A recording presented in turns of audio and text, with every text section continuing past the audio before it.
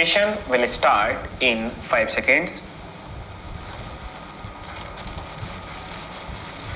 Start. Sir, regarding the first part of the observations made by the honorable member arising out of the comments of Professor Gadgil, as I remember, there were 3 points. Firstly, that the Planning Commission had not developed appropriate criteria, and secondly, that it had not worked out the annual plans with appropriate breakups. These were 2 things, and then there was another question about the Planning Commission mixing up with the policies of government and not giving proper advice or submitting to wrong policies, and also that the Planning Commission did not watch the progress of the plan even in its broadest elements. These are fairly grave charges. It is up to the Planning Commission to say what answer it has for these things. Regarding annual plans and breakups, sir, honorable members here are familiar with the annual plans and that the central and state governments base their annual budgets on annual plans after a very careful examination of all aspects and after prolonged discussions between the states and the central ministries. All the material that is available is pressed into service.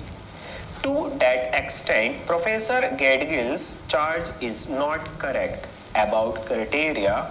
The complaint may be true because it takes experience, time and technical tools to develop the criteria and the yardsticks, though we have made some progress in this direction since the 10th plan was got ready.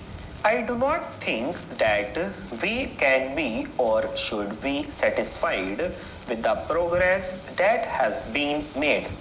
Regarding the other thing, the question of watching progress by the Planning Commission even in general terms, and that it was not able to check certain gross errors and distortions that may be taking place. Well, I cannot vouch for the Planning Commission having done its part in this respect adequately and correctly, because I have in mind a certain aspect of the duties and responsibilities of the Planning Commission about which there cannot be complete justification. For example, on the question of foreign exchange resources, there was the question of import licenses which were issued, regarding which some honorable members said that they had been issued on a lavish scale over a certain period.